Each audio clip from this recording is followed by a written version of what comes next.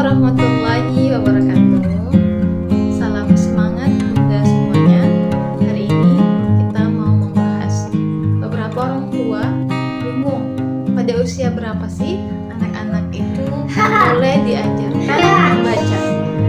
Bahkan ada yang khawatir anaknya stres gitu ya, kemudian takut merasa tertekan.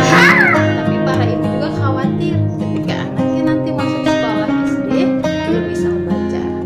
Nah, Bunda sekalian, kita akan melihat ada 3 kategori usia anak yang bisa kita ukur apakah anak kita sudah siap untuk diajarkan membaca atau masih diajarkan untuk membaca buku-buku biasa saja.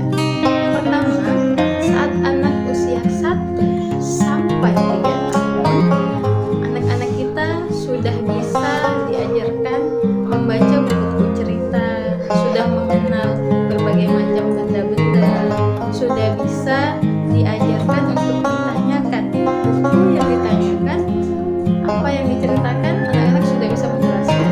Dan usia di bawah 3 tahun ya, 1 sampai 3 tahun, kosakata anak sudah berkembang sangat cepat dan sudah bisa merangkai banyak kata.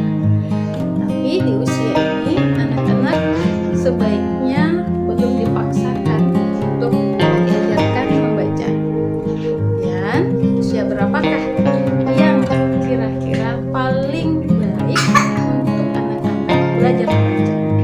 Jadi untuk anak-anak usia 4 sampai 5 tahun itu adalah masa-masa yang bisa diajarkan membaca. Karena usia 4 sampai 5 tahun anak-anak sudah mampu untuk stay on focus gitu ya, belajar, paham bahwa dia harus belajar dan sudah bisa diajarkan guru-guru.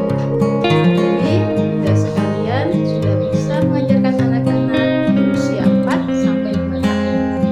Kemudian untuk anak-anak usia 6 sampai 7 tahun, biasanya kosakatanya sudah semakin berkembang, dia juga sudah memasuki usia belajar di sekolah, sehingga ketika sudah diajarkan di usia 4 sampai 5 tahun, dia ready untuk belajar di sekolah.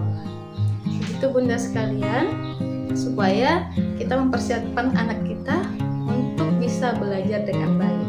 Dan syarat yang paling penting untuk kita mengajarkan anak kita membaca adalah yang pertama, suasana belajar harus have fun, harus menyenangkan. Dan anak-anak juga masa konsentrasinya juga pada usia 4 sampai 5 tahun itu belum terlalu besar, sehingga ibu-ibu perlu untuk belajar bersabar mengajari anak-anak dan juga pahami anak-anak bahwa belajar saat itu harus menyenangkan, sehingga ilmu yang kita ajarkan masuk ke dalam pikiran anak.